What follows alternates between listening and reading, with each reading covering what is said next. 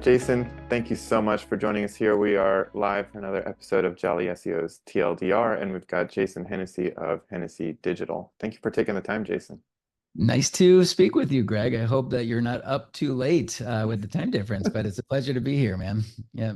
Yeah, we were just connecting pre-recording. You are where actually I grew up, so that's pretty neat. Glad to hear you're good with everything going on in California. We wanted to connect. I saw a post of yours on LinkedIn, and if I'm not Mhm. mistaken, you were at Ahrefs event in Singapore?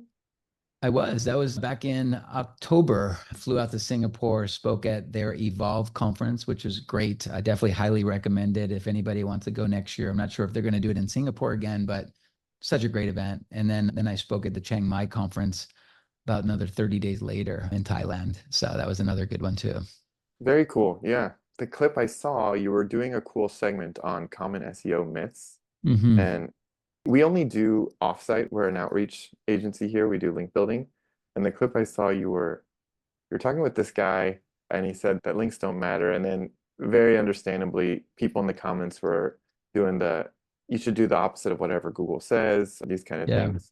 So I just Yeah. wanted to take time to connect with you. I think you've been in the game a little longer than me, and I'm always curious to hear people who've been through like multiple versions of the Yeah, no, algorithm. that was actually, it was a super smart SEO out of Australia that I was interviewing. And he said just the opposite. So he said, Google will come out and tell you that links don't matter and you don't even need to worry about it. And then, yeah, that one, everybody feels so passionately about that, like not being true, right? So everybody in the SEO community saw that, started sharing it, started commenting, like you said, do the opposite of what Google says, right? And I think when you're Google, right, and you're trying to kind of disguise the Google algorithm update, the Google algorithm, you certainly want to kind of lead with some propaganda, I guess, right? So you want to kind of steer people, and otherwise it's pretty easy to manipulate their search if you know like what are the secrets. And since I've been doing SEO since 2001, like the fundamentals of SEO hasn't really changed. You know, you need a website that doesn't have a lot of technical errors, good technical structure, and the way in which you build the site. You need good content that satisfy the intent of what people are searching for. But there's no difference. Like if I write a page about best practice on page technical audit, and you write a page about best practice on page technical audit, right? I mean, what really makes my page much better than yours? I get it that, there might be EAT signals. Maybe I wrote a book on it. Maybe I have a little bit more authority over somebody that didn't write a book on it. I get all that. But at the end of the day, truly what is making your website or my website rank higher is the links, right? And everybody knows that, right? And so when Google comes out with these statements, links don't matter, yada, yada, like, sure, maybe if you're Amazon, right? Or if Yeah. you're like big companies where people are just linking naturally to it, Disney, right? You know what I mean? Like, but if you're like a small, like, law firm in the middle of Chicago, you bet your ass that links matter, right? And so that was it. It was just a good interview clip that got shared a lot. So thank you for bringing that up. Yeah, no, it was awesome. And thank you again for taking the time because that's what inspired me to reach out. Got a chicken and egg question for you. Sure. I selfishly, of course, happen to agree that links are a differentiator, Hmm. but we at Jolly, whenever someone comes to us with a site with thin or no content, we're like, you don't want to come to us right now. We're like, we're a premium link vendor at that. Like, we're not the right step for you. So chicken Hmm. and egg, content first, links first, together. Yeah. What would you advise a client? Well, first, I appreciate that you have ethics and morals, and you will have the ability to Um, tell a client, right, that, hey, we're a good fit for you, but just not right now. And we do the same, like with some of our clients. Client will come to us and they'll be like, hey, we've got a $4,000 per month budget and we want to dominate Los Angeles for personal injury. I'm like, that's not going to work. Well, I'd love to take your $4,000 per month, take that money, get people to start writing some content, take your kids to Disney, you know what I mean? Like yeah. have fun with that money, right? Before you just kind of give it to me because it's not really going to make a big dent, right? So I appreciate that you will tell a client no instead of taking their money. Not a lot of agencies will do that. And so you're right. I think it is important to have a website that has good content first. And then what's going to make that content rank higher is the links, right? So that will come secondary, right? And I don't disagree. Like I would probably be steering the client in the same direction. Or at the very least, you manage their expectations, right? You say, hey, listen, you know, we're going to be building a website that's in a very competitive niche. We need both content and we need links. We're going to need this budget. And then I anticipate in about 14 months from now, we might start to get some leads from this, right? So if you're okay with this budget, we'll do the link building. We'll help you with the content. And like I said, but it's going to be over a year before you start to see some traction here. Yeah, especially clean site like that. I mean, that's yeah, Mm-hmm. it's a long turnaround time. It's a pain point, obviously, of a link builder like us. We've got to be realistic with people. It's a long and slow game. For sure. That's that's great. I appreciate that you do the same.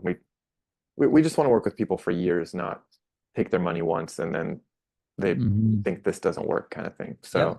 So, what curious your stance on paid link building. We drew this line in the sand, and we've had really well-intentioned people over the years be like, "That's not a hill you really need to die on." And it's honestly, as like a newer brand, it seemed like a good positioning move to be different, not Mm-hmm. from everyone, but from some. Yeah. But I personally, I understand that there's quite some utility to it. I we just haven't gone that route because it's not where we positioned ourselves. I'm curious when you're working with clients, editorial fees, sponsor, whatever we want to call them, Mm-hmm. what's their place in an SEO strategy? Well, we like to do what works. And so, if we're competing in a market like most other SEOs, we reverse engineer the sites that are top ranking and we look at all the links and we look at the patterns. And I would argue that most links that you get online are in some fashion a form of paid, right? If you join the Better Business Bureau, right, you have to pay a membership, right, to join the Better Business Bureau. And as a result, you get the link. In most cases, I tell my clients to join a Better Business Bureau, not for the benefits of being in the Better Business Bureau. It's because we want that link, right? Yeah. So like, is that a paid link? I don't know, right? That's debatable, right? And then it starts to get even more competitive, right? Once you start chipping away and you're actually now competing for, a term that is like a money keyword, and like every day this person moves one slot higher than you and you're like, what can I do, right? And heck, I pay for links. Like I've got contacts that I can get a link on Maximum Magazine. I can get a do follow link on the LA Times. I can get do follow links on sportsillustrated.com, right? I mean, like, yeah, they're not cheap links, right? But that native advertising, it makes a huge difference, right? When you're getting a link and your competitors don't have that link and they probably don't even have the contact to be able to get that link, right? And so now it's creating a competitive advantage, right? So that's my thoughts there. And then the other side is we're doing a lot of digital PR these days, which are great, right? Because you put together some data, you put together a press release, you pull 4,000 journalists from different industries, you reach out and you try to like is that paid? I mean, you need somebody, you have to pay somebody to pull the data. You have to pay somebody else to kind of write the press release. You have to pay somebody else to do the outreach. Now, could it be argued that if I'm going to pay a journalist on Harrow, not Harrow, but like a journalist on whatever, let's just say Newsweek, here's $200. Can you please include a link in this? Sure, that like could be argued that, like that is a paid link and probably against the Google guidelines. But, are you ever really going to get penalized for that? I don't think so. Yeah. Yeah. I really appreciate how murky it is. We have a hard time defining what is earned link building, like we try to say. I mean, it's just so hard Mhm. to, such a mouthful to be like, we do not paid link. It's Yeah, exactly yeah, to your point. People are like, well, what are you even talking about then? And also, I really like, as you were saying, my mind went to like, it's rather like ads. It's like SEO's versions of advertising was the word you used. Mhm. I think that's a really good analogy is you pay to get your ads in somewhere. I mean, you pay to get that you use the word native, you pay to Yeah, get that brand mention or that keyword that you need pointing back to you. I think that's a really good way to explain it. yeah, yeah. Just the difference is I don't want to pay $500 for 500 spammy links on Fiverr.com. You know what I mean? That's the kind of stuff that you definitely want to avoid because that will hurt you more than it helps you. That's where, going back to what we said earlier, someone comes who maybe they're a little newer in the SEO and their knowledge of it, and they're wondering is paid links definitively good or bad? I would try to explain it like that. I think any tool can be good, but if you have no idea what you're doing with that tool, that one can hurt you at some point. That's Yeah, no, I agree. and Yeah. and same with what we do, right? Like you mentioned Harrow, right? We pitch sites. Those same sites have contributors that sell links, so it gets really confusing to know what it is or not. Hmm. Yeah, for sure. Absolutely. Yeah, really cool. I'd love to stay on the topic of backlinks just because, again, you've been in it since 2001, you said. Yep. Uh, so you've got a decade and a half on me, which you've seen a lot. I know we didn't really mean to get into like the history of hmm here, but what do you see as like future utility based on what you've seen over time? You know, we had the algorithm leak last year, Yep. that kind of you see what you want to see. I saw, oh, backlinks are really important. It's documented. Other Yep. people were like, it's clear backlinks are useless moving forward. What did you see there, or what have you seen from your career? Like, what weight are you putting moving forward? I think for us, it all comes down to a couple of things. First is making sure that you are publishing quality content on a website that, and I said this before, but I really mean it, like that truly satisfies the intent of what people are searching for, right? Google should be your best friend, right? You should go to Google and do a search for whatever is keyword that you're trying to target and go just obsess over the first three results on Google, right? Look at the content. Do they have videos? Do they have clear call to actions? Is the site look nice, right? I would definitely like obsess over that. And then from there, then if a little bit about SEO, which I'm assuming people watching this podcast probably do. They probably have a subscription to Ahrefs or SEMrush.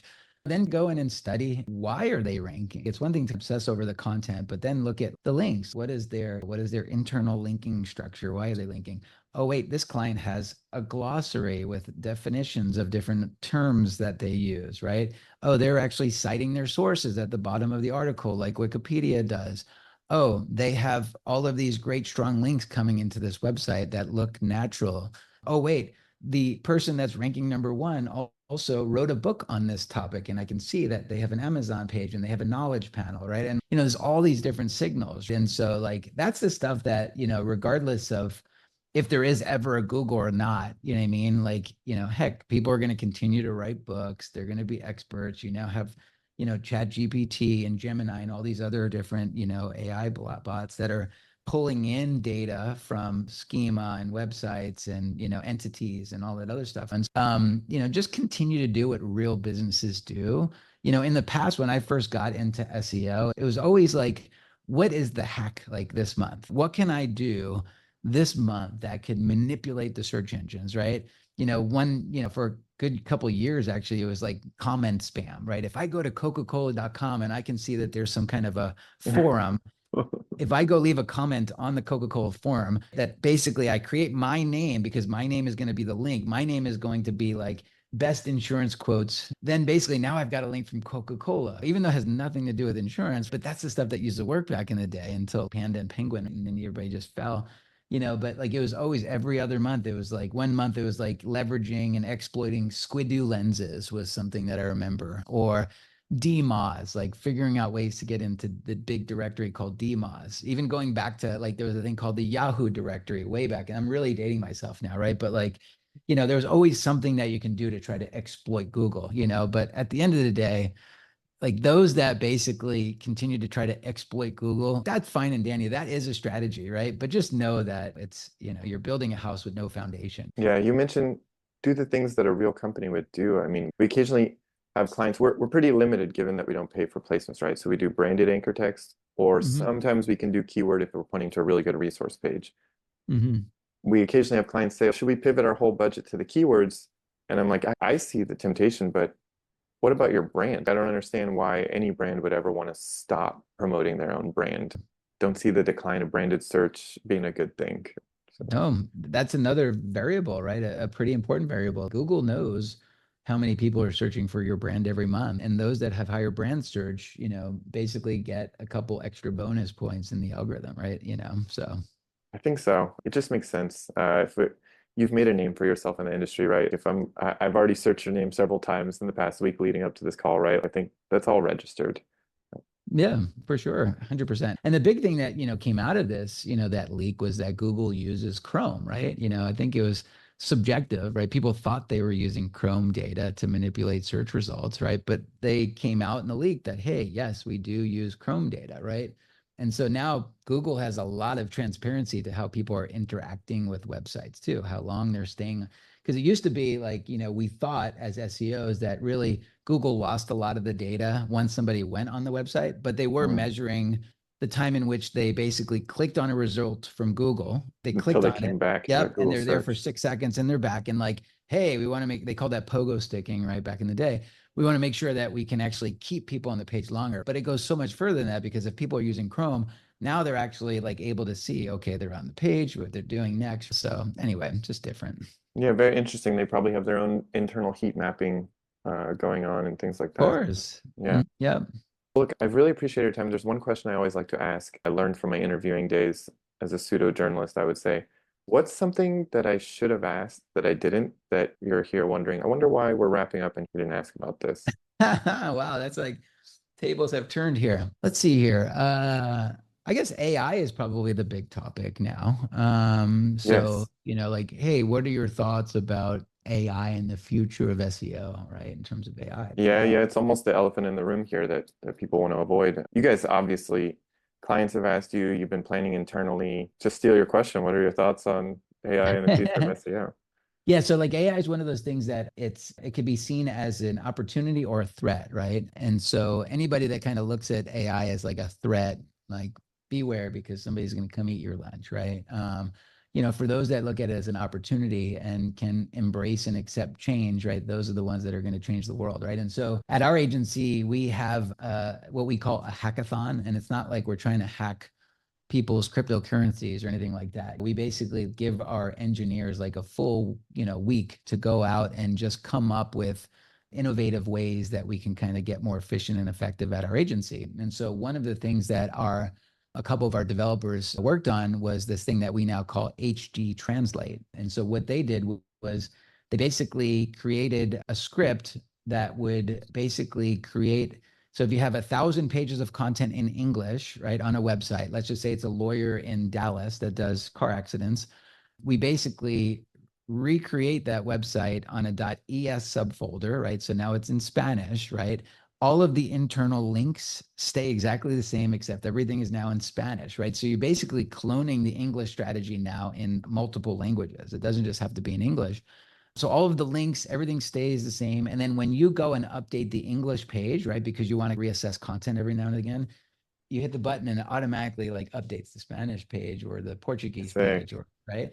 And so we've had clients, right? And so not only did we develop this, right, but now we actually sell it or license it to a lot of our clients. So it created a lot of revenue streams for us, but it also allowed our clients to start getting way more traffic in multiple languages in their respective markets too, right? That's what I mean about looking at AI as an opportunity and not a threat. And so there's so many other things that we're doing, like most other people with AI, but that was just like one example that I would share. It's an amazing example. I mean, in the past, client wants to do this, does Mm-hmm. not have the bandwidth or the budget to pay you to manage multiple sites, these static kind of copies. You can go ahead and spin up a copy, but you all have found a way to make it dynamic, this relationship, so that an update Yeah. here updates however many other languages. Exactly. And they used to have to pay us, like in some cases, more money to write a Spanish page instead of Right? English. It, So now it you don't have to pay us $200 to do 1,000 pages in Spanish. And guess what? That content is not a mirror image of the English content, right? They're saying different things. It's different content, right? So like, anyway, it's pretty fascinating the results that we get as a result of this. So that's a really cool angle on it. We feel the same. My partner Morgan and I, we have a different version, maybe because we don't have a whole dev team like you. We basically, for 6 months, try to create a sister team that tries to disrupt another team there you and go. see what we learn and then merge them back together. We That's good. I like sometimes the biggest blessing at an agency or company is when people can actually figure out that you've got a problem that you've got to fix. And because once you fix it for one client, you learn from it and then you fix that problem for all future clients. Mhm. Yeah, yeah, it's awesome. Listen, I don't want to take more of your time. I like to keep these short and sweet. Jason, thank you so much. Where should people find you? Obviously, we've got the books in the background that you can see Yeah. there, but anything you'd like to mention? No, yeah. So Honest SEO is probably most applicable to your audience. You can pick it up on Amazon. And then I post a lot of content on LinkedIn, is I think where we originally connected, as well as Instagram. So I post video content just about every single day. So you can follow me just at Jason Hennessey on both platforms. Thank you so much, Jason. Hope to catch you again here. Thank you.